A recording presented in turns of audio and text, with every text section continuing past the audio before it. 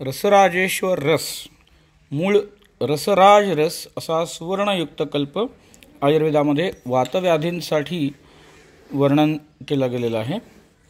विविध प्रकारच्या वातविकारांमध्ये अतिशय उत्तम प्रकारे वातशमन, रुजानाशन, पेन कमी करणे, दुखणं कमी करणे आणि रसायन वातवाहिन्यांना, नाड्यांना बल देणे असं सुंदर काम हा रसराज रस करत असतो. मानेमध्ये अनेक लोकांच्या खूप शूल असतं, दुखणं असतं, मन्याविकार, सर्वायकल स्पॉन्डिलोसिस, विविध प्रकारचे मस्क्युलर स्पाझम, याच्यामध्ये मानदुखीच्या अनेक लोकांना मग चक्कर येणे, हातामध्ये मुंग्या येणे, अशी काही लक्षणं ज्यांना निर्माण होतात त्यांना हा रसराजेश्वर रस किंवा रसराज रस आम्ही वापरत असतो वातविकारांमध्ये. तसंच कटिशूल, कंबरदुखी, लंबार स्पॉन्डिलोसिस, सायटिका अशा प्रकारचे वातविकार यांच्यामध्येही आणि अशा धर्तीवर असणारे विविध वातरोग यांना कमी करणारं असं हे सुंदर रसायन आहे. पक्षाघात मग तो विविध कारणांनी होत असतो.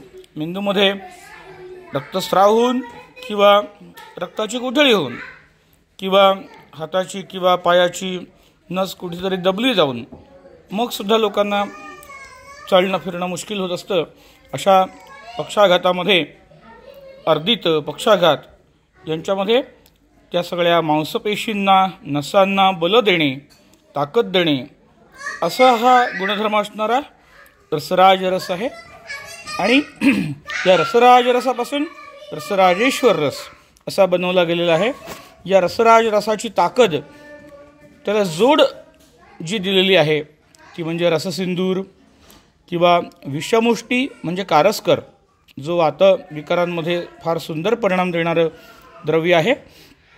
तो वाताचं नियंत्रण करणे, त्याला बल देणे याच्यासाठी म्हणून फार सुंदर काम करतो. अश्वगंधा ही वातशामक आहे, तिचा संयोग या रसराज रसाबरोबर केलेला आहे. आणि गुग्गुळाची त्याला जोड आहे. आणि अर्जुनपत्रक्वात, बलाक्वात, काकमाचिक्वात हे शोथ कमी करण्यासाठी म्हणून त्यांची भावना दिलेली आहे.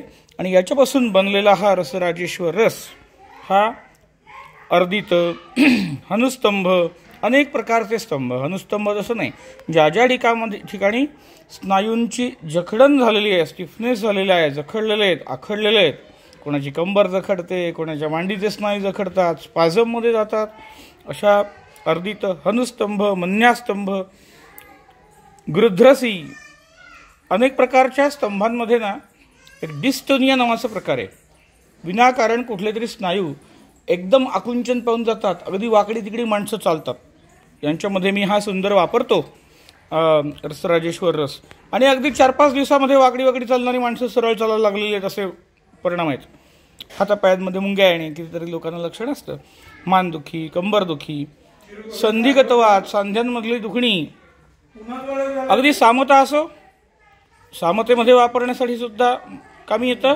आणि निराम अवस्थेमध्ये सुद्धा सुवर्णकल्प आहे, रससिंदूर आहे, बल देणार असल्यामुळे साम आणि निराम दोन्ही अवस्थांमध्ये वापरण्यासाठी अतिशय सुंदर हा कल्प आहे. अनेक लोकांना कंप असतो हातांमध्ये, डोक्यामध्ये, स्नायूंना, नसांना बल कमी झाल्यामुळे त्यांचं नियंत्रण ते होऊन बसतात. त्याच्यामध्ये शिरोकंपामध्ये, कंपवातामध्ये अनेक स्नायू, नसा कडक होतात, वारंवार त्यांच्यामध्ये थरथर निर्माण होऊन त्यांना बल देणे वातवाहिन्यांना, नाड्यांना. आणि पक्षवध, पक्षाघात, पॅरालिसिसच्या अनेक रुग्णांना आम्ही याचा वापर करत असतो. आणि फारच अतिशय सुंदर परिणाम ह्या रसराजेश्वराचे आम्ही मिळवत आहोत. विविध रुग्णांना आम्ही तो वापरत असतो. थोडी किंमत कमी आहे, जास्त आहे त्याची, पण त्याचे जे परिणाम आहेत, रिझल्ट आहेत, ते पाहता त्याची किंमत काहीच नाही वाढत. मग जेव्हा त्याचे आपण रिझल्ट पाहतो त्यावेळेला म्हणजे 1300-1400 रुपये एकेका ट्रिपला जातात, त्यावेळेला काही लोक विचार करतील, अरे बापरे किती महाग आहे औषध. पण त्याचा जो परिणाम आहे तो इतका सुंदर आहे की तेव्हा त्याच्याकडे दुर्लक्ष होऊन परिणाम मिळवणे ही आवश्यक गोष्ट ठरते. तर अतिशय सुंदर कल्प गेले 3-4 वर्ष माझ्या प्रॅक्टिसमध्ये आहे. आणि गंमत म्हणजे याचा वापर मी माझ्या एका रुग्णाच्या नातेवाईकांनी सांगितलं की आमच्या ह्या आजोबांना आम्ही कितीतरी वर्ष रसराजरस वापरतोय आणि ते छान सुंदर आहेत, तेव्हा माझ्या डोक्यामध्ये हा रसराजरस पेशंटचे नातेवाईकांनी सांगितलं की हे असे सुंदर परिणाम आहेत, आम्ही कितीतरी वर्ष वापरतोय, तेव्हा त्या औषधाविषयी जास्त उत्सुकता निर्माण झाली. फार माझ्या वापरामध्ये रसराजरस नव्हता, तो निर्माण झाला, त्याच्या संबंधीची उत्सुकता, मग त्याच्याविषयी अधिक अभ्यास झाला आणि मग तो मी अतिशय सुंदर पद्धतीने अधिक चांगल्या पद्धतीने अभ्यासून तो वापरायला लागलो.